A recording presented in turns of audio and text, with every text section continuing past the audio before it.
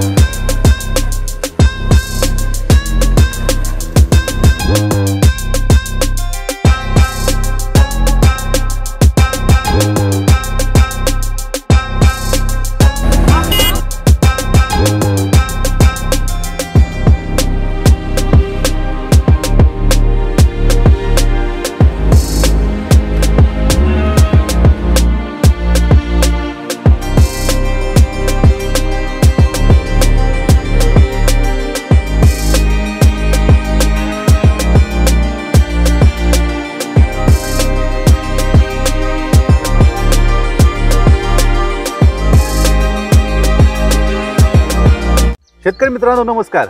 शेतकरी मित्रांनो, आज आपण यशोगाथा या कार्यक्रमात एक वेगळ्या विषयावरती चर्चा करणार आहोत.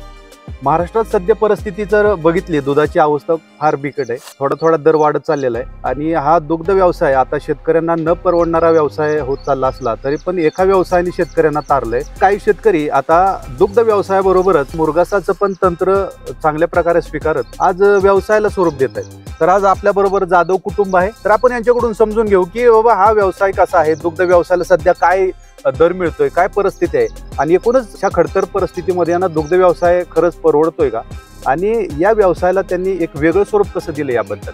नमस्कार राजेंद्रजी. नमस्कार शर्मा. तर सुरुवातीला परिचय करून द्या. नमस्कार, माझं नाव शर्मा राजेंद्र जाधव, इंदापूर भागात राहतो आम्ही. बरं, सध्या परिस्थिती काय, दुधाचं कसं तुमच्याकडे चित्र आहे या भागात? दूध भरपूर आहे इकडे क्षेत्रात. हा. आम्हाला दुधाला रेट नाहीत. बरं बरं. त्याच्यामुळे शेतकरी थोडेसे व्यवसायाला मागे सारायला लागलेत परत. बरं बरं. आता काय भाव मिळतोय तुम्हाला दुधाचा? आता दुधाला मिळतो 30 रुपये, कोणाला 34 रुपये. त्या डिग्री बसला असा रेट बसतोय शेतकऱ्यांना. बर बर.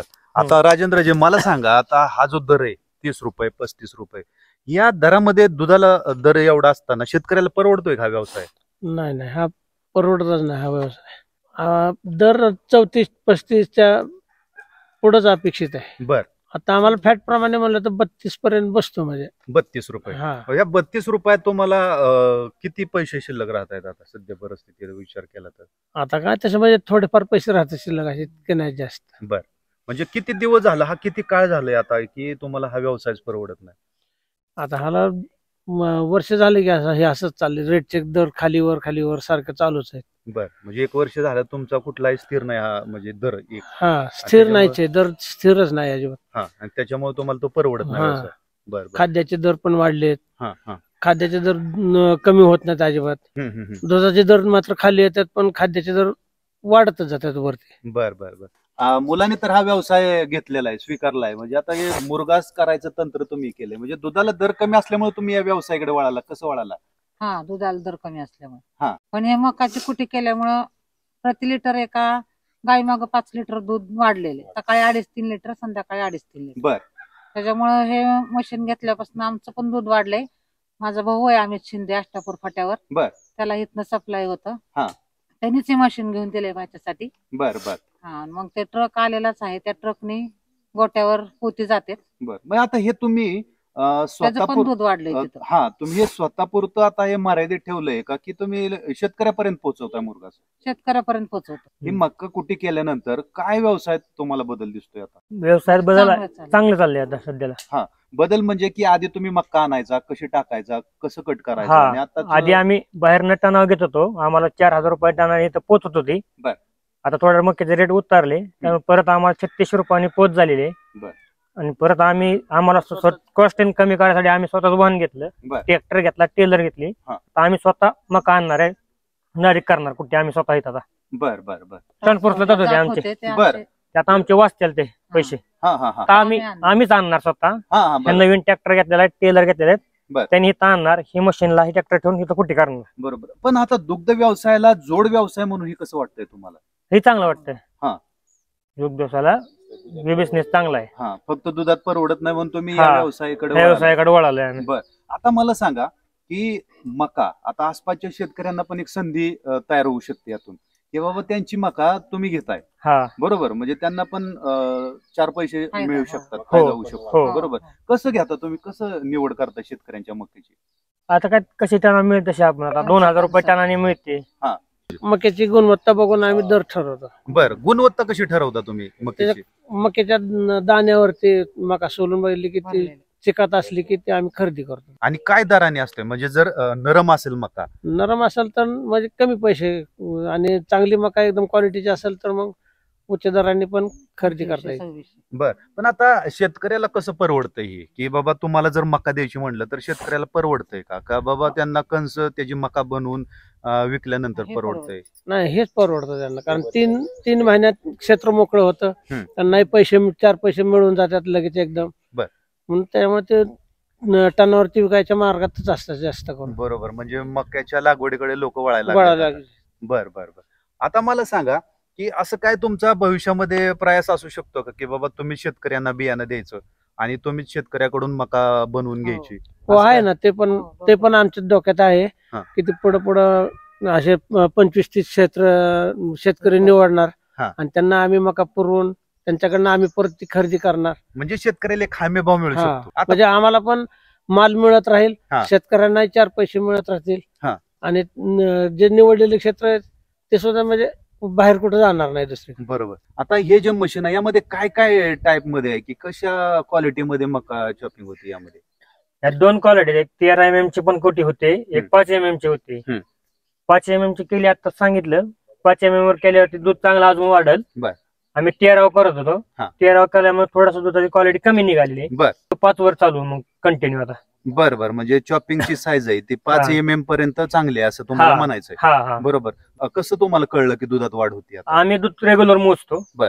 काट्याने. त्याच्यानंतर आम्हाला कळलं की मुरगा चालू केल्यानंतर दूध वाढलं म्हणून. बर. त्याच्या आधीचं दूध कमी होतं, हा हा. त्याच्यानंतरचं दूध वाढलेलं आहे आमचं. हा. चालू केल्यापासून मुरगा चालू केल्यापासून दूध वाढलं. आम्हाला आम्हाला फरक जाणवला. राजेंद्रजी, मुरघास बनण्यासाठी किती काळ जातो या बॅग मध्ये? जर बॅग मध्ये मुरघास भरल्यानंतर तो 45 दिवसांनी चाऱ्यासाठी वापरण्यात योग्य होतो. बरोबर. आता शेतकरी ज्यावेळेस घेऊन जातोय तर कसं तुम्ही म्हणजे ट्रान्सपोर्ट तुमचं आहे का शेतकऱ्यांनी घेऊन जातात, कसं चालतंय सगळं? आता नाही, आता हा ट्रान्सपोर्टने आपल्या स्वतः म्हणजे घरगुतीच चालू आहे. आमचा भाऊ आहे ना आता अष्टापूरला, त्याचा गोठा आहे. बर. तो स्वतःच्या खर्चाने नेतो. मग मला सांगा, ह्या मशीन मध्ये तुम्हाला काय वाटलं की बाबा ही का घ्यावी वाटली? हे आम्ही एकदा पहिले इथं गावात मशीन आहे कदमवाडीत, बर. त्यातनं आम्ही एकदा ट्रायल घेतली होती. शेतकरी मका घेऊन आम्ही केली ती ट्रायल, गोट्यावर दिलता माल पाठवून. दूध वाढले म्हणून आम्ही ठरवलं की आपण हे मशीन घेऊन घरगुती बिझनेस टाकू आपण ह्याचा. बर. त्याच्यापासून फायदा आहे दुधाला. हा. आम्ही हे मशीन डोक्यात घ्यायचं हा. आणि सप्लाय इथनं तिकडं करायचा. बरोबर. आणि ह्या भागात मका भरपूर आहेत म्हणून आम्ही इथं घेतलं, मशीन ठेवलं. त्याच्यामुळं केला आम्ही बिझनेस निवडला. बरोबर. आता हा व्यवसाय करण्यासाठी काय काय प्राथमिक गोष्टीची गरज आहे? आता ह्याला तर ट्रॅक्टर, ट्रॉली, लेबर गरज आहे असं. सगळ्यात जास्त आता यांत्रिकीकरणावर लोक भर द्यायला लागलेत. हो, लेबरचा प्रॉब्लेमच आहे, म्हणजे टंचाई लेबर. त्यांचा कशी लोक तुम्ही निवडता? त्याला ट्रेनिंग द्यावं लागतं का? कारण मशीन आहे, त्या सगळ्या सामग्री व्यवस्थित चालण्यासाठी किंवा हा. आपल्याला चांगला रिझल्ट भेटण्यासाठी त्यांना मजुरांची भूमिका महत्त्वाची ट्रेनिंग आहे. दिले मजुरांना, सगळं मजूर मिळाले, मजूर आहेत तयार आता करायला. ट्रेनिंग मध्ये काय काय द्यावं लागलं, काय सांगावं लागलं त्यांना? तेच ना, पहिले घास कसा लावायचा, पिशव्या कशा बसवायच्या, टॅगिंग कसं करायचं, ते सगळं मजुरांना दिलेलं आहे पहिल्याचे. बर. आता करतात, व्यवस्थित चाललंय सगळं त्यांचं. हा. आता काय सांगितलं नाही तरी ते करतात मनाने. बर. मजूर मिळाले आम्हाला. हा हा हा. आता राजेंद्रजी, मला सांगा तुम्ही की चांगल्या क्वालिटीचा मुरघास बनण्यासाठी मक्याची क्वालिटी कशी चांगली तुम्हाला कळते आणि ते तुम्ही कसं शेतकऱ्याकडून घेता? 3 महिने झाल्याशिवाय म्हणजे मुरघासाला मकाचे येऊ शकत नाही. बर. नंतर दाणे पण थोडेसे असे घट्ट व्हायला पाहिजेत. हा. मग तो मुरघास चांगल्यापैकी होतो एकदम. बर बर. जास्त चिकात पण चालत नाही आणि जास्त पुढे गेलेली पण चालत नाही. थोडासा चिक असा घट्ट झाला की ते चांगलं योग्य होतं तो मुरघास. बरोबर. आता 3 महिने झाले तुम्ही मुरघास करताय, काय अडचण येत आहेत का तुम्हाला यामध्ये? नाही काय अडचण म्हणजे आता सध्या तरी कुठली अडचण नाही. नाही. बरोबर.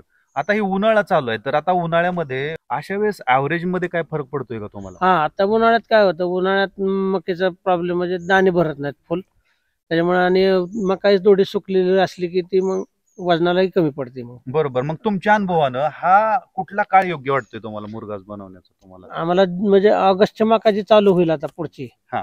ती मका एकदम योग्य राहते. मग वजन, वेट सगळंच म्हणजे त्याच्यात गुणवत्ता चांगल्यापैकी उतरलेली असते. आणि आता ही जे उन्हाळ्यात त्याच म्हणजे ड्रायचं प्रमाण जास्त राहतं जरा थोडं, म्हणजे ते वेटला येत नाही एवढे. बरोबर. आणि एका बॅगचं वजन किती येतं? एका बॅगचं वजन 45, 49, 50च्या दरम्यान आता सध्या चालू आहे, कारण वेटच नाही ना मकेला. म्हणजे सीझन? हा, सीझनमुळे. उन्हाळा भरपूर कडक उन्हाळा आहे, त्यामुळे वजनच राहत नाही मकेला. बरोबर. आता जी परत जूनची मका लागेल त्याला वजन भरपूर येतं. बर बर बर. पण पाऊसच चालू असतो ना. हा हा. आता शेतकरी कशी तुमच्याकडे संपर्क साधत असतात, म्हणजे की शेतकऱ्यांना जर मुरघास पाहिजे असेल तर तुम्ही कसं देता, आणि ते वजन कसं करता? म्हणजे एकदमच सगळ्या गाडीचं वजन करता का पर बॅगचं वजन करून देता? इथं पर बॅगचं वजन, इथं ह्या काट्या वजन करून देतो आपण पर बॅगचं. बर. त्याला किती 2 पाहिजे 3 पाहिजे असे आलेले किरकोळ गिरायक आम्ही देतो इथं. बर. येतात आणि घेऊन जातात. अच्छा. बर. आता हा मुरघास बनवत असताना की बाबा भविष्यामध्ये तुम्हाला यातून कशी या व्यवसायामध्ये वाढ करता येईल? त्यात फायदा म्हणजे दूध वाढतंय आणि गायांची तब्येत चांगली राहते. महत्वाचं गाय आजार पण कमी आहे. ह्या मुरघासामुळे आजार पण कमी, आजारी नाही. आजार पण सगळा कमी झालाय गोट्याचा. बर बर बर. म्हणजे की तुम्हाला तो आर्थिक जो काय खर्च व्हायचा तो कमी झालाय. बरोबर. आणि दुधात वाढ झाली. बरोबर. आता हे जर मशीन तुम्ही घ्यायच्या अगोदर तुमची मानसिक स्थिती आणि आता काय वाटतंय तुम्हाला? घेतलं मशीन ते योग्य केलं का तुम्ही? योग्य केलं. मशीन घेऊन योग्य केलं. बरं. आधी काय विचार होते मशीन घ्यायच्या अगोदर? आम्हाला दोघं तिघं म्हणले मजूर मिळणार नाही, मजूर टिकणार नाही ह्या मशीनवर, तुम्ही घेऊ नका ही मशीन. बर. आम्ही दडा करून घेतलं, म्हणलं होईल ती काय होईल ती होईल. मजूर आमच्या मागे लागले. आता मशीन बंद ठेवू नका एक दिवस बंद ठेवलं ना तरी मजूर आता आमच्या मागे लागले. बंद का ठेवलं? बर बर. म्हणजे त्यांना रोजगार मिळायला लागला. 16 टन मका एका दिवसात करतात मजूर. किती टन? 16 टन. काय टायमिंगला 16 टनाची गाडी उडवून 8 मजूर एक टेलर दुसरी आलेली खेपातली एक टेलर रात्री करून जातात. 11 वाजेपर्यंत करतात जातात. आवड निर्माण झाली. म्हणजे की त्यांना हा व्यवसाय आता आवडतोय. जे तुम्हाला लोकांनी सांगितलं तर मजूर टिकणार उलट झाले. पण एक नंबर आहे ऑपरेटर. आम्हाला ते साळुंके पण ऑपरेटर चांगले मिळालेत. बर. 7ला सकाळी आणायला गेले, 6ला आणायला गेले तरी ते गाडीवर तयार होऊन कधी बी बोलवा. बरोबर. म्हणजे व्यवसायासाठी या गोष्टी गरजेच्या आहेत की मजुरांची पण चांगली साथ मिळाली पाहिजे. बरोबर. आज ते एका मशीनवर काम करत होते, तिथलं काम थांबवून ते हेत आले. आता पण मला सांगा, स्वतःचा दुग्ध व्यवसाय आहे का तुमचा? म्हणजे की काय आहे ना आपल्याकडे आहेत. आमच्याकडे 7-8 गाय आहेत मोठ्या, बारक्या 7-8 कालवड आहेत. माझ्या मामाकडे 400 म्हशी आहेत, 100 गाय आहे. बर. आता तो मोठा गोठा आहे, सप्लाय तिथंच जातो सगळा. आता ही गाडी तिथंच जाणार आहे, दुपारी भरलेली गाडी तिथंच जाणार आहे. म्हटलं मामाला पैसे कसं मागायचं? मामाने एवढा मोठा बिझनेस त्याने काढून दिलाय ना आता एवढा, त्याच्यामुळे काय मागता नाही. म्हणजे तुम्ही पण मामाला कामाला लावलं आणि मामाने बाच्याला कामाला लावलं. बरोबर. म्हणजे मामाचं काम होतंय 100 म्हशीचा चारा येतोय आणि तुम्हाला पण एक रोजगार मिळाला. बरोबर. चांगली गोष्ट आहे. म्हणजे एकामेकाला मदत करत हा व्यवसाय करताय तुम्ही. बरोबर. मुरघास दिल्यानंतर की पशुखाद्यात काय बचत झाली का? खुराक कमी लागते.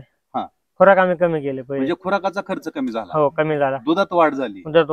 आणि आरोग्य चांगलं राहील. हो, आरोग्य पण चांगलं, आजार पण कमी झाला. बरोबर. म्हणजे या सगळ्या गोष्टी तुम्हाला जाणवल्या. हो, बरोबर. तर आता मला सांगा, हे जे मशीन आहे तर या मशीन मध्ये काय तुम्हाला फायदेशीर गोष्टी दिसल्या? विधाता मशीनचं नवीन मशीन थोडा फायदा झालेला आहे. मागं बेल्ट दिलेला आहे. त्यामुळे लोकांना मजुरांना पिशवी ओढून बाहेर काढायला ताप कमी झालेला आहे. बरोबर. टॅगिंग आतमध्ये केलं की डायरेक्ट पिशवी बेल्ट वर पडून खाली येते. बरोबर. पहिल्या मशीनला होते त्याला ड्रमरनं पिशवी खाली बाहेर काढावं लागायची आणि मग टॅगिंग करावं लागायचं. नंतर मग ते पिशवी काट्या मांडून वजन करून द्यावं लागायचं शेतकऱ्यांना. बर.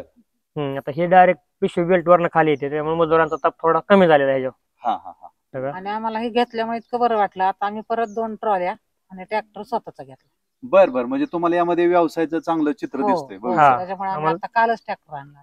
बर, म्हणजे ते 3 स्वतः महिन्यात आणलं तुम्हाला हो, दिसलंय हे चित्र. हा. बर बर बर, म्हणजे की भविष्यामध्ये हा व्यवसाय अजून वाढवायचा डोक्यामध्ये आहे आहे. तुमच्या? हो, वाढवायचं आहे. बर बर बर.